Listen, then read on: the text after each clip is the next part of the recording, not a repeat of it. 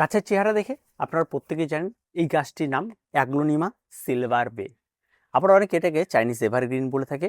তো বিভিন্ন জায়গায় ডাইফেনবার্চিয়া বলা হয়ে থাকে। তো বিভিন্ন জায়গায় বিভিন্ন নামে পরিচিত হতে পারে, কারণ একে সিলভার বে এই কারণে বলা হয়, তার এই যে পাতার মাঝখান দিয়ে আপনি যদি খুব ভালো করে দেখেন একটা সিলভারের প্রলেপ দেওয়ার মতো থাকে, এই জন্য এটাকে সিলভার বে বলা হয়। তো এই যে গাছটিকে রয়েছে, এই গাছটি কিন্তু আমার গত শীত কিন্তু সুন্দরভাবে কাটিয়ে আসার পরেও কিন্তু এখন কিন্তু গাছটি বেশ তরতাজা। তো আমরা প্রত্যেকেই জানি যে অ্যাগ্লোনিমা মোটামুটিভাবে সেই সময় খুব একটা ভালো সার্ভাইভ করতে পারে না, চলতে পারে না। তবে আমি আগেও বলেছিলাম, যে সমস্ত অ্যাগ্লোনিমাগুলি খুব কালারফুল রয়েছে, যে সমস্ত অ্যাগ্লোনিমা বেশ অ্যাট্রাক্টিভ অ্যাগ্লোনিমা, যেগুলিকে দেখলে আমাদের ভীষণ লোভ লাগে, এই সমস্ত অ্যাগ্লোনিমা থেকে একটু বাগানীদের দূরে থাকতে বলেছিলাম। আর তাছাড়া এই সমস্ত নর্মাল গাছগুলি কিন্তু দেখতে কিন্তু অসম্ভব সুন্দর হয়ে থাকে, আর এই সমস্ত গাছগুলি কিন্তু করাটা খুব একটা কঠিন তেমন কিছু নাই। তো এই সময় এসেও যারা নতুন করে করতে চাইছেন তাদেরকে বলবো, নার্সারি থেকে চারা ক্রয় করে নিয়ে আসুন। এই সমস্ত গাছগুলির চারা কিন্তু নার্সারি থেকে ক্রয় করলে অন্তত 70 থেকে 150 টাকার মধ্যে আপনি পেয়ে যাবেন। চারার দাম চারার সাইজ অনুযায়ী হয়ে থাকে, তার সঙ্গে সঙ্গে জায়গা বিশেষে হয়ে থাকে, বিভিন্ন জায়গায় বিভিন্ন রকম দাম হয়ে থাকে। তো এই সমস্ত গাছগুলি ক্রয় করতে পারেন। গাছগুলি ক্রয় করার পরে আপনাকে যেটা করতে হবে সেটা হচ্ছে মাটির মিশ্রণ তৈরি করতে হবে। নর্মাল মাটির মিডিয়াতে এই গাছ করা রয়েছে, এমন কোনো আহামরি কোনো মিডিয়াতে নেই। এখানটায় যে মিডিয়াটি রয়েছে সেটা 50% মাটি রয়েছে, 30% কম্পোস্ট রয়েছে, 20% বালি রয়েছে, তার সঙ্গে একটু হাড় গুঁড়ো, শিংকুচি, নিমখোল অ্যাড করা রয়েছে। তো এই দিয়ে মাটির মিডিয়া তৈরি করা হয়েছে এবং তার সঙ্গে একে বসিয়ে দেওয়া হয়েছে। এই চারা কিন্তু আমি ক্রয় করিনি, একজনের কাছ থেকে ডাল নিয়ে এসেছিলাম এবং ডাল থেকে চারা তৈরি করে পরবর্তীতে এই গাছ, সেই ভিডিওটা আমি অবশ্য আপনাদের দিয়েছিলাম। তো এখন বিষয়টা হচ্ছে, যদি কেউ ডাল পেয়ে থাকেন তাহলে অবশ্যই ডাল নিয়ে আসুন, ডালকে নিয়ে এসে সেটাকে বসিয়ে দিন। আমরা এর আগেও দেখিয়েছি ইনডোর প্ল্যান্টে চারা কী করে তৈরি করবেন, সে সমস্ত ভিডিওগুলি একটু দেখুন, আপনি নিজেই চারা তৈরি করে নিতে পারবেন। এখন মাটির মিডিয়া তৈরি করার পরে এই গাছগুলিকে বসিয়ে দিলাম। সেটা তো নতুন গাছ নিয়ে আসলাম, অনায়াসে বসিয়ে দিলাম। আমার মতো যাদের পুরনো গাছ রয়েছে তারা এখন কী করবো, আমরা কি রিপোর্টিং করবো? দেখুন, গাছকে রিপোর্টিং এই সমস্ত গাছকে চট করে করা উচিত নয়, কারণ এই সমস্ত গাছগুলি রিপোর্টিং তখনই করবেন যখন গাছের গোড়ায় হাত দিয়ে দেখবেন যে মাটি নেই, শুধু শিকড় রয়েছে, তখন গাছে রিপোর্টিং করতে হয়। কিন্তু এই সমস্ত গাছগুলি এখনও মাটির গোড়াতে শিকড় সেভাবে আসেনি, এখন কিন্তু এই সমস্ত গাছগুলিকে কিন্তু রিপোর্টিং করার সময় নেই। এখন এই সমস্ত গাছগুলি এরকমই থাকবে, গাছে এখন খাবার প্রয়োগ করতে হবে।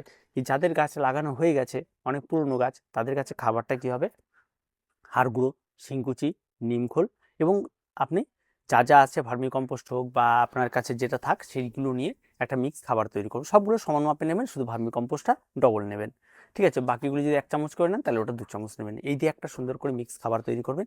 এই খাবারটিকে কি করবেন, আপনারা এই গাছের গোড়ায় ব্যবহার করবেন। গাছের গোড়ায় যেদিন ব্যবহার করবেন, গাছের গোড়াটা যদি একটু শুকনো শুকনো থাকে, জল কম থাকে, সেটা একটু খেয়াল করবেন। তারপরে গাছের গোড়ায় খাবারটি দিয়ে একটু জল দিয়ে দেবেন, তাতে কোনো রকম অসুবিধা নেই, এটা থাকবে। এই সমস্ত গাছগুলি কিন্তু জল একদমই পছন্দ করে না, আবার জলেও কিন্তু এই সমস্ত গাছগুলিকে গ্রো করা যায়, এই বিষয়টাও কিন্তু খেয়াল রাখতে হবে। দেখুন, শুধু জলে যদি দেওয়া যায় তাহলে এই সমস্ত গাছের গোড়া চট করে পচে না, কারণ সেখানে ফাঙ্গাল আক্রমণটা কম ঘটে। আর যদি মাটি থাকে তাতে যদি জল চ্যাপচ্যাপে করে দেওয়া যায়, তাহলে মাটির মধ্যে বিভিন্ন ধরনের ফাঙ্গাল থাকে, বিভিন্ন ধরনের ব্যাকটেরিয়া থাকে, যেগুলি কিন্তু গাছের গোড়াকে কুরুটকে ক্ষতি করে দেয়। তাই জল একটু মেপে আপনাকে দিতে হবে। আর তাছাড়া তেমন কোনো কিছু নেই, একটু মেপে, মানে একদম শুকিয়ে গেলে আবার জল প্রয়োগ করলে, শুকিয়ে গেলে জল প্রয়োগ করলে, এইভাবে আপনাকে রেখে দিতে হবে। সানলাইটের কথা যদি বলা যায়, এই সমস্ত গাছগুলি সানলাইট ডাইরেক্ট একদম পুরো মার্চ এপ্রিলের যে তীব্র দাবদাহ, সেরকম সানলাইট ভীষণ রকমভাবেই অ্যাভয়েড করতে হয়, এই সমস্ত গাছ পছন্দ করে না। আর যদিও দিয়ে থাকে তাহলে দেখবেন গাছের পাতা খুব একটা ভালো লাগে না, পুড়ে যাওয়া, এই সমস্ত সমস্যাগুলি তৈরি হয়। আর গাছের মূল যে বিষয়টা থাকে সেটা হচ্ছে, গাছ শেডি আলো ভীষণ রকমভাবে পছন্দ করে। হয়তো আপনি জানলার মধ্যে রেখেছেন, সকাল বা বিকাল আলো আসছে, বা সূর্যের আলোটা সকালবেলা একটু পেলো, ঠিক আছে? এরকম হালকা পাতলা রোদ ভীষণ রকমভাবে পছন্দ করে। ডাইরেক্ট সানলাইট যতটা না পছন্দ করে, তার থেকে হালকা পাতলা রোদ ভীষণ রকমভাবে পছন্দ করে। তো এখন বিষয় হতে পারে যে আমার তো ছাদ বাগান খোলা, ডাইরেক্ট সানলাইট লাগে, সেখানেও হবে। কিন্তু হালকা পাতলা রোদে যে এর যে কালার, এর যে বিষয়গুলিকে আপনার চোখে পড়বে, ডাইরেক্ট সানলাইটে কিন্তু সেই জিনিসটা কম চোখে পড়বে এবং গাছের গ্রোথটা একটু কম কম মনে হবে। তাছাড়া কিন্তু বাকি সমস্ত কিছু ঠিকঠাকই থাকবে, কোনো রকম কোনো অসুবিধা নেই। আর এই গাছের আরেকটা বিষয় আমরা যেটা দেখে থাকি, অনেকেই রয়েছে ঘরের ভেতরে রেখে দিচ্ছে, একটা জায়গায় ফেলে রেখে দিচ্ছে, ওই রকম জায়গায় রাখলে হবে না। কিন্তু আপনাকে খেয়াল রাখতে হবে দিনের বেলা লাইটটা অফ করলে যেন ঘরের ভেতরে আলো থাকে, এই বিষয়টাকে খেয়াল রেখে তারপর এই সমস্ত গাছগুলিকে রাখতে হবে, সেখানে গাছ ভালো হবে। আর তেমন কোনো কঠিন কিছু নেই এই সমস্ত গাছের জন্য। আর রোগ পোকামাকড়, দেখুন গাছের পাতা যদি পুরনো হয়ে থাকে তাহলে অবশ্যই গাছের সেটা ঝরিয়ে দেওয়ার চেষ্টা করবে। এই পাতাটি একদম সাইডের পাতা, পুরনো পাতা, এই পাতাটি গাছ একটা একটা সময় আসবে ধীরে ধীরে ধীরে ধীরে রেখে ঝরিয়ে দেওয়ার চেষ্টা করবে। তো খুব স্বাভাবিক একটা বিষয়, যেগুলি গাছের নতুন পাতা রয়েছে, একটা পাতাতে কোনো সমস্যা আপনি পাবেন না। এই ব্যাপারগুলি কিন্তু থাকে, সেগুলিকে দেখে যদি আপনি মনে করেন এটাকে দেখার পর যেটা রোগ হয়েছে আমি স্প্রে করে দিলাম, এটা কিন্তু ভুল। এগুলি করবে না, বারবার করে গাছে স্প্রে করা মোটেও ভালো নয়, ঠিক আছে? বিশেষ করে অ্যান্টিফাঙ্গাল পেস্টিসাইড এগুলি তো করবেনই না। তার সঙ্গে সঙ্গে গাছের আরেকটা বিষয় খেয়াল রাখতে হবে আপনাকে, নতুন চারা লাগানোর পর আপনি কখনোই বারবার করে খাবার প্রয়োগ করবেন না। এই সমস্ত গাছগুলিকে খাবার প্রয়োগ অন্তত 3 মাস পর পর করলেই যথেষ্ট। বারবার করে খাবার প্রয়োগ কিন্তু গাছের যথেষ্ট ক্ষতিকর। কিন্তু আপনি বারবার করে সাপ্তাহিকভাবে একটা জিনিস করতে পারেন, গাছের পাতায় জল স্প্রে করতে পারেন, বা এনপিকে যে খাবারটি পাওয়া যায় এনপিকে 15-15-15 বা এনপিকে 20-20-20, বিশেষ করে লিকুইড সয়েলেবল যেটা, সেটা নেবেন। নিয়ে জল যখন স্প্রে করছেন তখন ওই খাবারটি স্প্রে করে দিবেন মাঝে মধ্যে। ওই স্প্রে হয়তো 1 সপ্তাহে খাবার দিয়ে স্প্রে করলেন, 1 সপ্তাহে প্লেন জল স্প্রে করলেন, তাহলে দেখবেন 15 দিন পর পর অন্তত খাবারটা পড়বে। তাতে গাছ অনেকটা বেশি ভালো থাকবে। আবার গাছের গোড়ায় খাবারটা আপনি 3 মাস পর দিচ্ছেন, গাছের গ্লেজি ব্যাপারটা, গাছে ম্যাগনেসিয়ামের অভাব বা গাছের সালফারের অভাব, বিভিন্ন ধরনের ছোটো ছোটো মাইক্রোনিউট্রিয়েন্টগুলি যে অভাব থাকে সেই অভাবগুলো পূরণ হয়। ফলে গাছ কিন্তু আরও হেসে গেলে বেড়ে। এবং তার সঙ্গে সঙ্গে আপনি যখন এই সমস্ত গাছগুলি গ্লেজি এবং এই সমস্ত কালারগুলি দেখবেন, তখন দেখবেন আপনার আরও ভালো লাগবে। তো এই ছোট্ট ছোট্ট কাজগুলি করতে হবে অ্যাগ্লোনিমা সিলভারবের ক্ষেত্রে। আর সিলভারবে কিন্তু এমন একটা চাইনিজ ভ্যারাইটি, যে ভ্যারাইটিটি সবাই করতে পারবেন এবং খুব সহজে। গাছকে কিন্তু একদম রাতারাতি গ্রোথ দিতে হবে, খুব সহজে প্রচুর পরিমাণে ছাড় করে নিতে হবে, তাহলে কিন্তু গাছে বিপদ ডাকে। তাই আমাদের বাগানীদের প্রচুর দেখেছি আমরা, হুড়পাটটা ভীষণ রকমভাবে করে। তবে হুড়পাড় করবেন না, ধীরে সুস্থে করুন, দেখবেন অনেক ভালো রেজাল্ট পাবেন। তো আজকে অ্যাগ্লোনিমার এই ছোট্ট সিলভারবে ভিডিওটা করলাম। পরবর্তী অ্যাগ্লোনিমার যত ভ্যারাইটি হয়েছে খুব তাড়াতাড়ি আপনার ভিডিও পেয়ে যাবেন, কারণ গাছগুলি এখন সবে এই ঠান্ডা পার করে একটু সতেজ হতে শুরু করেছে। আপনারা প্রত্যেকেই জানেন যে অ্যাগ্লোনিমা ঠান্ডায় একটু কাবু হয়ে যায়।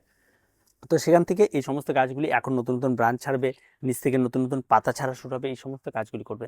এখন আপনাদের ছোটোখাটো একটু কেয়ার করতে হবে, নিচের যে পুরোনো পাতাগুলি রয়েছে সেই পাতাগুলিকে একটু কেটে দিতে হবে, ঠিক আছে? গাছ তাহলে খুব তাড়াতাড়ি বাড়বে। এই নিচের পাতাগুলিকে এগুলিকে এভাবে আপনারা ছুটিয়ে দিতে পারেন। যেগুলি একদম পুরোনো পাতা রয়েছে, এভাবে টান দিলে দেখবেন ছুটে যাবে।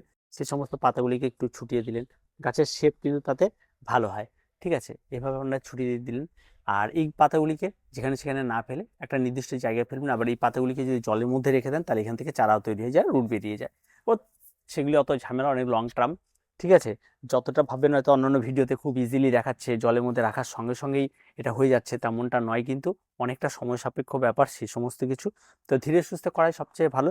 আর গাছের নিড়ানিটা খেয়াল রাখবেন, মাঝে মধ্যে একটু আপনাকে ছোটোখাটো একটু পরিচর্যা করতে হবে, গাছে একটু নিড়ানি দেওয়া, ঠিক আছে? গাছের একটু খেয়াল রাখা, গাছের পাতাগুলিকে একটু পরিষ্কার করা, ঠিক আছে? অনেক সময় জল স্প্রে করেও পরিষ্কার হয় না, সেক্ষেত্রে একটু টিস্যু পেপার দিয়ে একটু পরিষ্কার করে দিলেন, সেক্ষেত্রে বেশ ভালো হয়ে থাকে। আর গাছ কিন্তু লাকি প্ল্যান্ট, এই সমস্ত গাছগুলিকে ঘরে রাখাও যেমন অনেক উপকারিতা রয়েছে, তার সঙ্গে নতুন বাগানীদের জন্য একদম বেস্ট গাছ, দুর্দান্ত একটা গাছ, এবং খুব ভালো রেজাল্ট পাবেন। তো আর কিছু বলার নেই। যদি কারো কাছে থেকে থাকে, যদি কোনো সমস্যা হয়ে থাকে, তো অবশ্যই কমেন্ট বক্স রয়েছে, কমেন্ট করুন। আর দেখা হচ্ছে পরবর্তী ভিডিওতে। প্রত্যেকে ভালো থাকবেন, প্রত্যেকে সুস্থ থাকবেন, চ্যানেলটিকে সাবস্ক্রাইব করে রাখবেন।